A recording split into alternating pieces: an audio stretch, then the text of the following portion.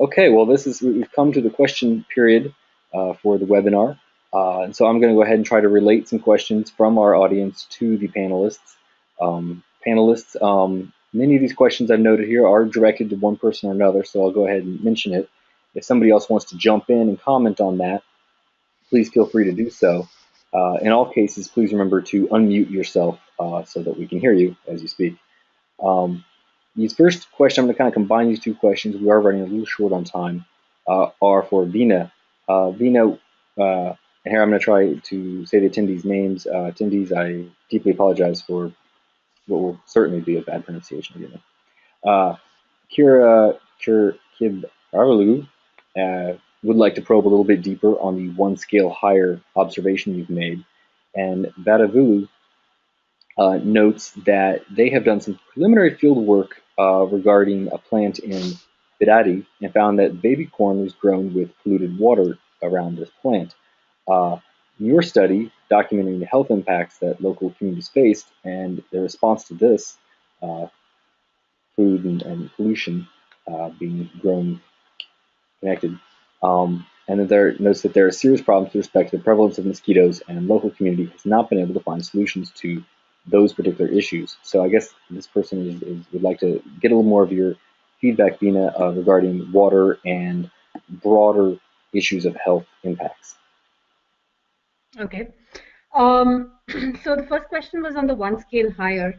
And so I just went out on a limb and made that as an example. But I'll give you one example where, so we're working in two states. One is Tamil Nadu and Karnataka, which have very different governance systems. And in Tamil Nadu, you have the water that's decided how the imported water is distributed across towns is decided by a state level entity.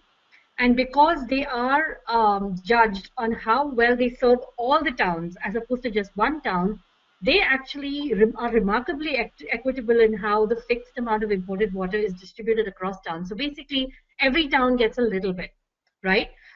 As opposed to the case in Karnataka, where Bangalore has its own parastatal water supply and sanitation agency, and their only mandate is to supply the consumers of Bangalore. They're not really tasked with the job of supplying water to peri-urban towns.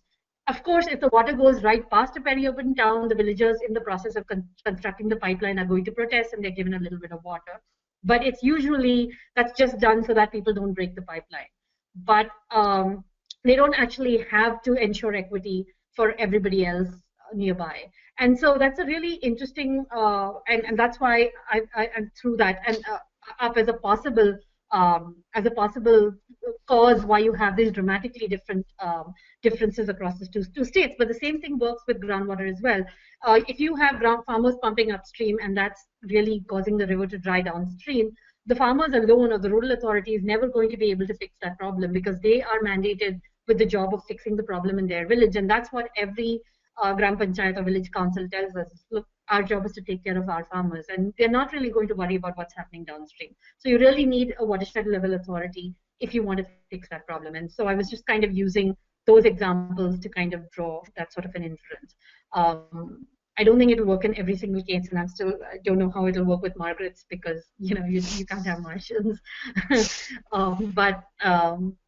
The second one was about the downstream impacts on health and whether and really how I think it got a little blurred when you asked the question, but I gather your question is that there are local impacts that the farmers themselves feel, deleterious impacts, and how do they feel about those? Is that correct?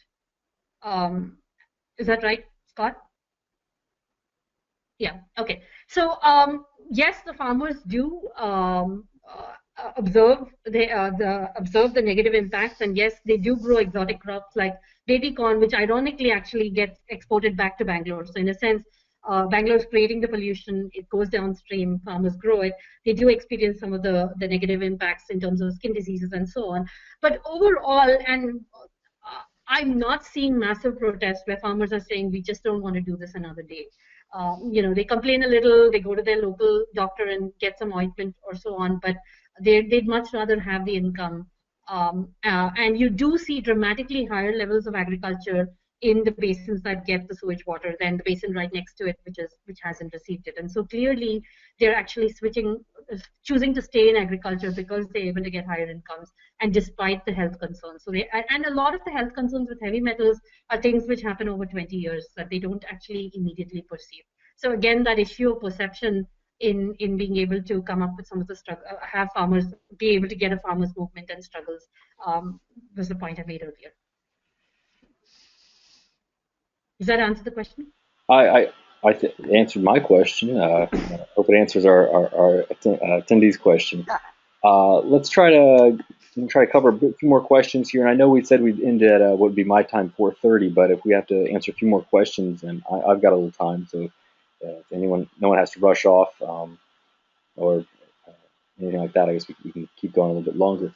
Here's a question from Ripety, who says he's listening from Aberdeen University, Dundee, Scotland.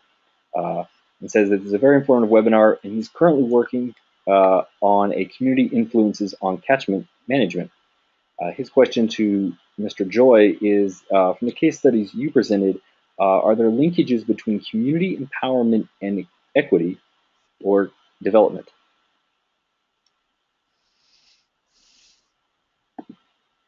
Scott, can you just elaborate the question a little more? That's I pretty much read the question as it was written. I guess let's try to focus on the linkages between community empowerment and I guess outcomes of equity outcomes. Okay, yeah. In fact, it's a very interesting question, because when we talk about community empowerment, I mean, especially in the Indian context, I think there is a whole lot of saying that is one community is really a monolithic type of a thing. I mean, we also need to understand that within the villages, when you talk about community, it is always hierarchical to an extent. There's a power relation and there's inclusion, exclusion taking place. So the whole question of internal democracy within the community is an important issue.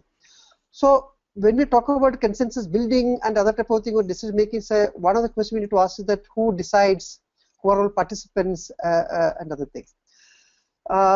So at least wherever there are a few examples are there where village, what you call in Marathi or Hindi, what you call Gram Sabhas, where all the adult members of the village participate.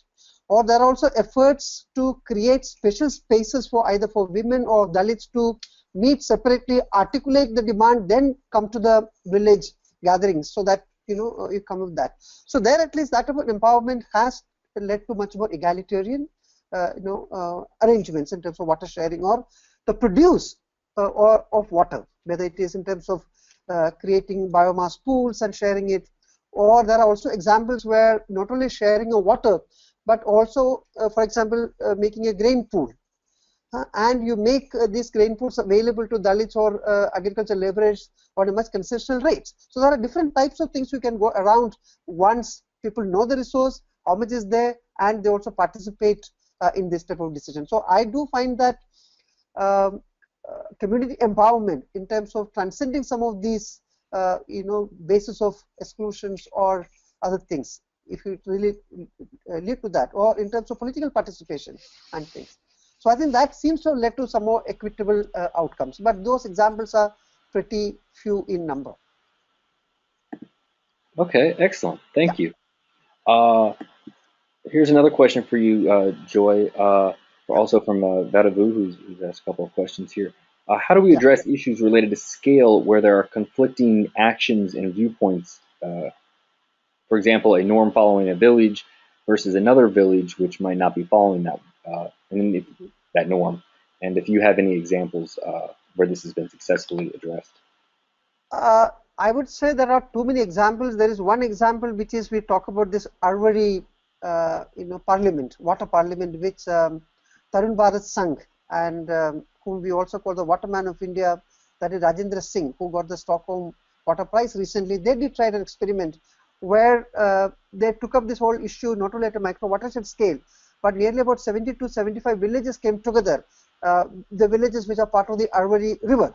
In fact, there was an interesting effort about regeneration of that entire river, and also the type of cropping pattern, water sharing to be decided in the annual meetings of this parliament. So that is the first water parliament in the country. That seems to work for some time. I hear there are certain problems now coming up, maybe a new generation problems and things, but there have been some efforts to scale up in terms of water governance, decision making, in crafting institutional norms for water use and allocations and things. Or in Maharashtra, I mean, this whole example which Margaret quoted about the grape cultivation. In fact, that's also a very interesting area where participatory irrigation management has been taken to a very different level, where there is a project level federation of the water use associations and decisions are taken at the federation level, and then the member societies and that type of things are there. So I would say there are few examples where I would say one scale above or the type of thing, or little larger scale governance things have been tried. Unfortunately, at the state level, there are few river boards which are operating, but I don't consider them as democratic spaces for people to come together and type of thing. So one of the things we have been talking about is that where different interest groups, now people call them stakeholders and other type of things, but can we create some platforms in which different interest groups can come together, negotiate and things. There is also issues of information asymmetry because all people don't get information. There is issues of data access, quality, and various other type of things. So we need to create some type of a level playing field, whether it can be done through academic exercise like research. I mean, I do believe that knowledge can contribute to to make informed choices, different options. So making access, knowledge, information, things becomes a precondition for that. Yeah. Okay, excellent. Thank you. Our next question comes from Maddie at Tufts, who is directing us towards Marguerite. She says that it's clear that we should cut water from farmers for more social benefits, like reallocating it to cities or even the environment. But how do we create new jobs for farmers? Points out that it takes a long time. There's a very difficult process of shifting people's livelihoods. So, any questions? If you had any more thoughts on job creation policies, and at the same time, maybe you could respond just by elaborating a little bit more on what you mean by pragmatic solutions. Another question. I don't have immediate solutions, but one thing I think is that we actually know very little about how actual water allocations come about. So there is actually because it's very difficult to measure water. So to give just one example, there is what is often promoted and what many governments are in favor of is installing what they call modern high-tech irrigation, which is drip irrigation or sprinkle irrigation, and even some of the corporate social responsibility mechanisms that are emerging now to use water more responsibly actually boil down to if agricultural production is done with drip irrigation, then it's good. But of course, in itself, the use of drip irrigation tells you very little about how efficient the water is used or how much water is being used. So I would say any effort or any attempt should start with actually trying to measure and follow how water is used and by whom, and who benefits and who loses, because in actual fact, there's very little known. Monitoring this is very difficult. So before making any statement about how water actually being used in agriculture is being used wastefully or inefficiently, I would say, well, let's first explore it and find out whether that's actually the case. That's actually asking another question rather than answering the question, but I don't have an answer. About pragmatic solutions, well, I think it's not very useful to say, oh, the whole development model is wrong, or to say it's all the mistake of the capitalist system. It's another, because that leaves us with nothing. So that's I think with pragmatic solutions, I mean the kind of engagements and alliances with the people who are actually experiencing water insecurities or water scarcities. They know what is happening, and that does not mean that they are right or that they should be getting water, because as Joy also said, water, although experienced locally, cannot always be solved locally. So it does often involve deliberations and compromises at higher scale levels. But unless these experiences are heard and taken seriously, and typically farmers of low value crops are the ones with least voice and least rights. Those are typically the ones who are not very well heard. So I would say I would start there. Scott, can I just add to what Margaret said about this whole technology options? I think one of the critical issues, I mean, she did say some of the issues. I think most of these high cost or high technology options are subsidized by state funding. Now, for example, drip irrigation in Maharashtra gets about 50%. I think that is across, with the state public money which is spent. Now, the issue which we need to ask is that whatever the water which is saved using public money, where does this water go? Very often is that if I use this technology and save water, then instead of 2 acres or 2 hectares, I irrigate 4 hectares. Now, saved water does not become part of a common pool which can be equitably shared among people who have no access to water. So, unless these type of options come with certain preconditions, or Atapathy saying that if communities want to adopt such technologies, then they also should be able to much more equitably distribute this water. So that does not happen. So I think this is an important issue when we talk about equity issues in terms of this type of adoption of technologies. For example, Maharashtra government is going to make it compulsory that all irrigators should adopt modern technologies like this. So the issues of that type of things will come up when large public funding is involved in such promotion of technologies. Okay, excellent. Thanks for that feedback. Professor O'Leary, Dr. O'Leary, this is a question for you. In your field work, this is a little technical. In your field work, did you examine the role of the Bhagavari program, role of the resident welfare associations and their interactions with the Delhi Jal Board? And also curious to know if you've looked at the work of John Harris in the slums of Delhi, and to maybe elaborate a little bit more on the theoretical framework of your inquiry, if you could do that. Absolutely, yes. I did. I have to take this off because there's an echo. I was actually a member of one of the residents' welfare associations in the place where I lived, but then also in one of the communities in which I worked.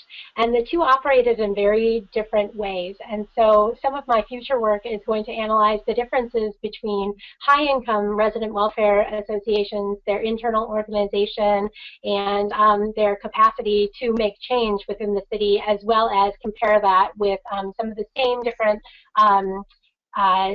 successful tactics within the low-income residents' welfare association. So you're right on the money. That is definitely a great question to ask. Harris's work, I think, sort of departs from mine because I was looking more closely at the intersectionality between gender and class in terms of water access. And through that, I looked directly at domestic workers. So 95% of my informants were domestic workers who literally cross the thresholds into different waterscapes every day to work on the same chores that they do in their own homes. And so as 1,000 people in-migrate every single day to Delhi, the large majority of them are coming at these lower levels, and many of them, I'd say about a third from my research population, were following the development investments in terms of India's stronger investment in infrastructures and the economies of cities. And so as they move in there, many don't have as much formal education, and so these informal sector jobs, such as domestic work, are the way that they actually integrate themselves into urban economies. Now, domestic workers, I think, were very interesting because at the same time as learning about the way they use water in their own informal and formal tenement areas, they're also engaging in this very intimate discussion with their employers about how to use water privately as a private citizen in the city.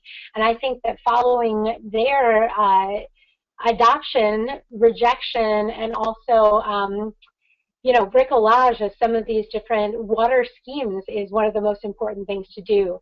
So if you're looking more or less at some of my theoretical framework, I would say Doreen Massey, Jane Jacobs definitely play very high in terms of my understanding of the city, of waterscapes and green infrastructures. Mary Douglas in terms of purity and pollution of the body, of classes of people, but also of the city literally. And those are some great places to start.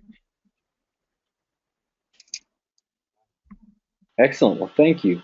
Well, I think I've got two questions on the board, and they're kind of very broad questions. So I think I'm going to let everyone kind of do one last around the horn, as it were, and maybe your response, your final thoughts and such can sort of reflect upon these two final questions. First, Minabedi has asked to just maybe touch on the definition of equity, which kind of is obviously central to our entire thing here. And Christopher Kudzas asks if you were approached by a donor or government agency that read the special issue and was very impressed, they want to fund you to do research and support some actual implementation of equitable water governance in a specific place. What would your vision or approach be in that research? So maybe just kind of like, what's the next step is kind of this question. So I guess we'll just take it. Maybe we could start. Well, please just whoever feels most comfortable, turn your microphone on and respond.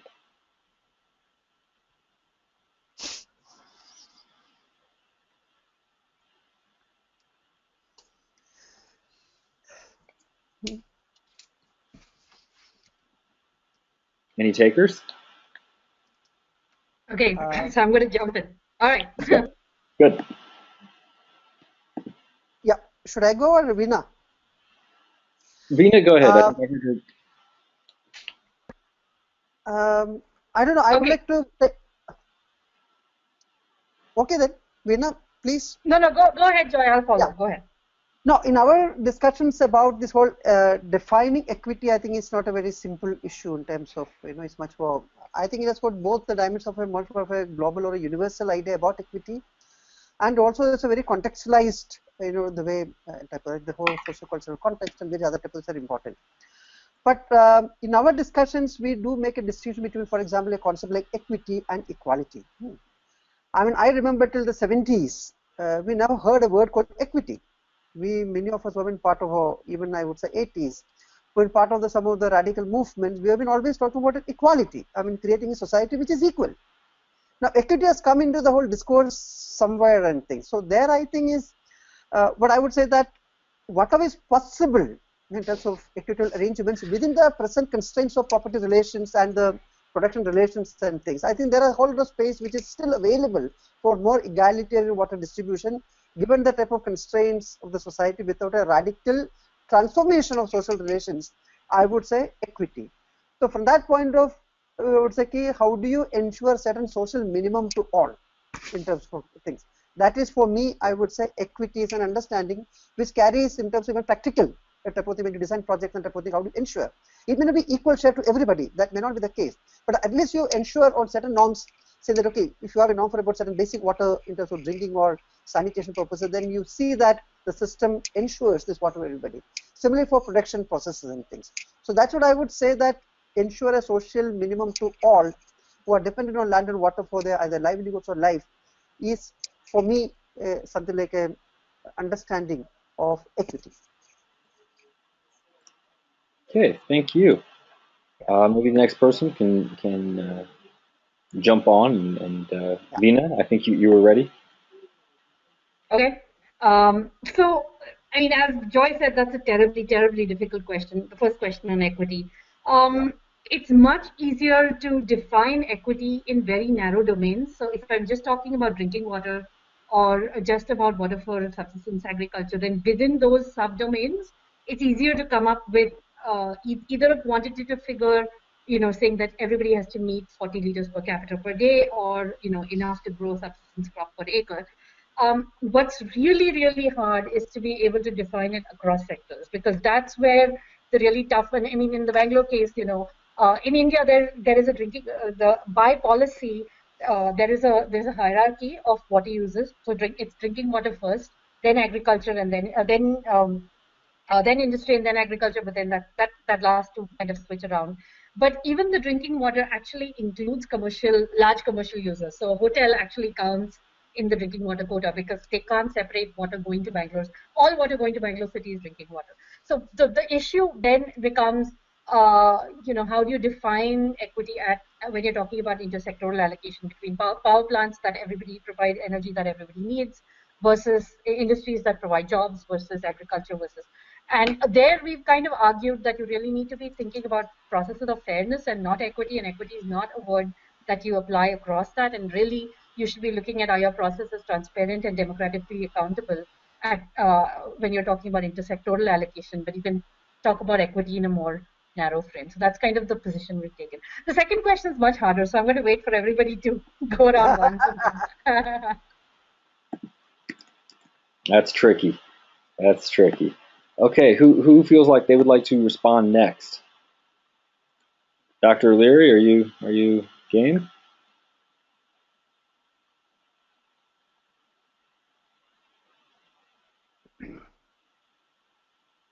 Can't quite hear you. Muted? Yeah.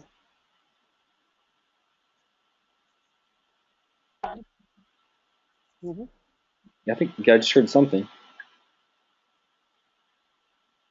Okay, I say in terms of funding that we should fund more initiatives like Joy's co-edited volume that I read when I was in my doctorate, the Water Conflicts of India, 10,000 Conflicts in the Making.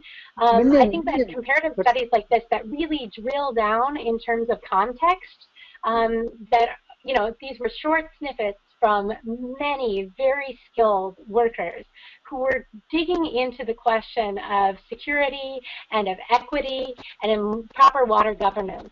But the beauty of the volume was that it provided this umbrella framework through which we could understand and compare all of these. Now, I think that if we looked at different areas within the Global South, not just in India, but you know, the entire Global South, that we would get a much better understanding of water governance and justice. And this would not only provide like a blanket framework, but also give us more specifics about the pathways of cities and of rural areas in all sorts of different kinds of combinations of infrastructure, of institutional development, and of information management. So I would say fund more studies like that first. But I'm an academic, so of course I'd say that.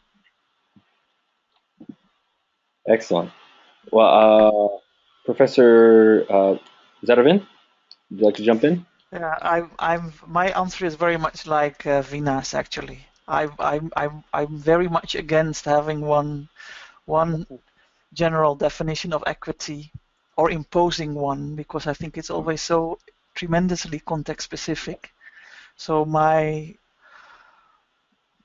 search would be for processes and procedures of how to democratically decide on, which is by itself difficult enough, but I think that would be how to have fair processes that are transparent, that give voice to everyone, and then of course that those processes also require the right information, which is another huge challenge.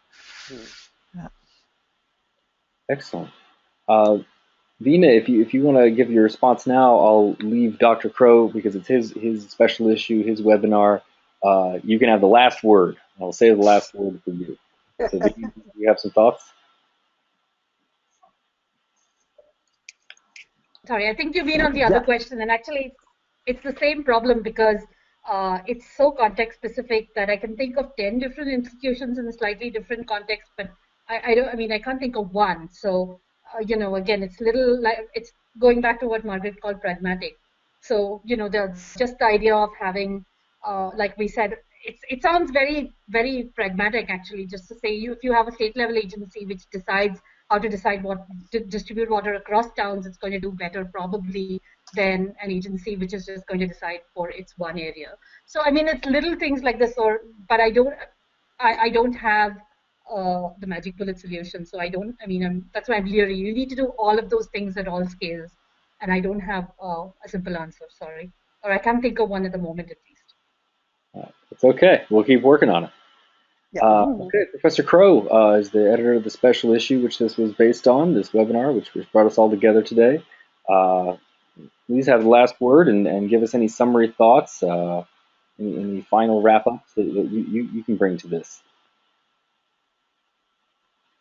I defer to the panelists because I think we've had amazing contributions and diversity and real an extraordinary range of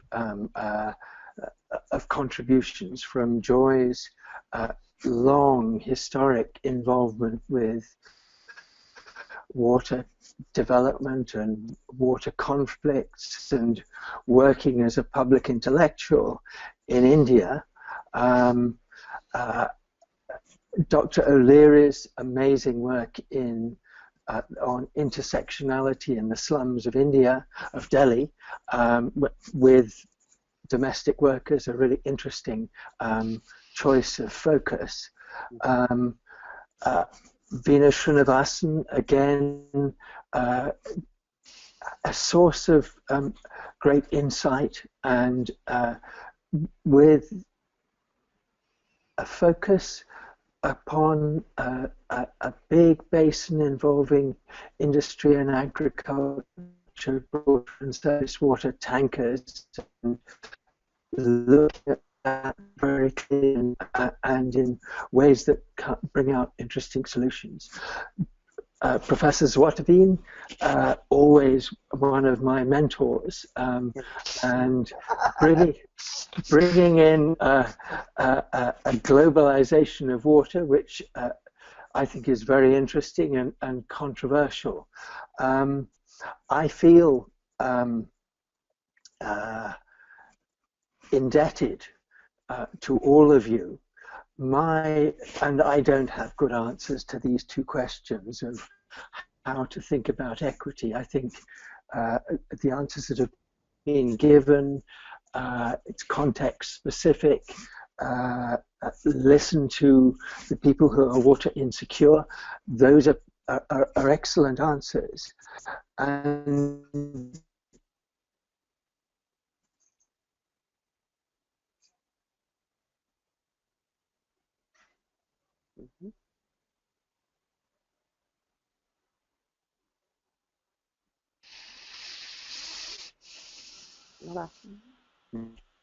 Okay.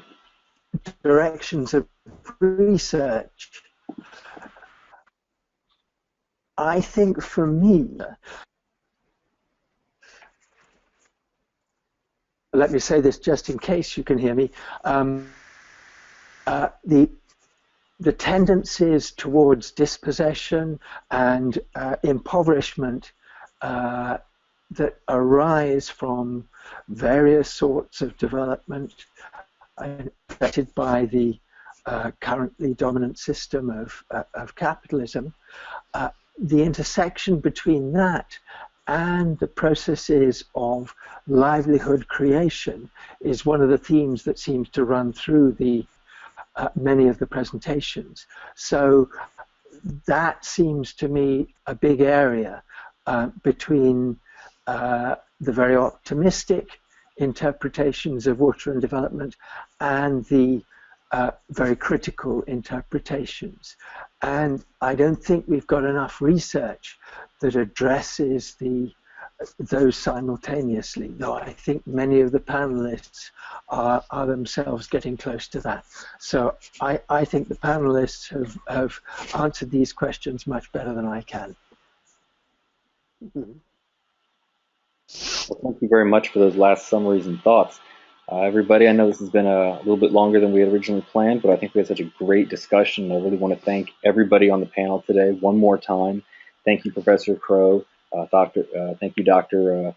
Srinivasan, Mr. Crow, Dr. O'Leary, and Professor Zwataveen.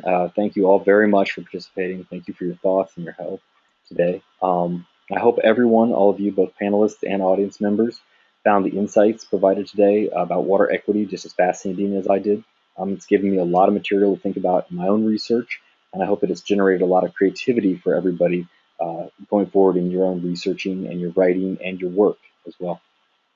I'd like to remind everybody that the webinar today was based on a special issue of the IWRA's flagship journal, Water International. It's also going to be the subject of our forthcoming policy briefing, which should be available very soon on our website, www.iwra.org.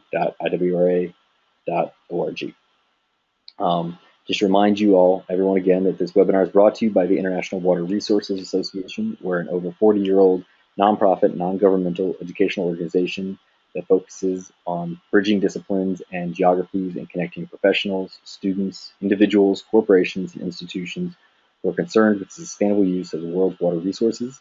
And if you're interested in knowing anything more about us or becoming a member, please go to www.iwra.org. And I highly encourage you to check out the forthcoming policy briefing. I know it's going to be very good. It's going to be excellent. I'm really looking forward to it. As a quick reminder, we are going to be hosting our World Water Congress at the end of this month in May in Scotland. So I will be there. If any of you out there will be there as well, please come up, find me, and we can talk. And we'll talk. It'll be great. Our next webinar will be later in the summer, and I hope that everyone can join us. So on behalf of the whole IWRA office, thank you for tuning in today and doing the webinar. And thank you again to our panelists. Thank you, Scott. Thank you. Thank you very much, Scott. Yeah. Thanks. Bye. Bye-bye. Bye.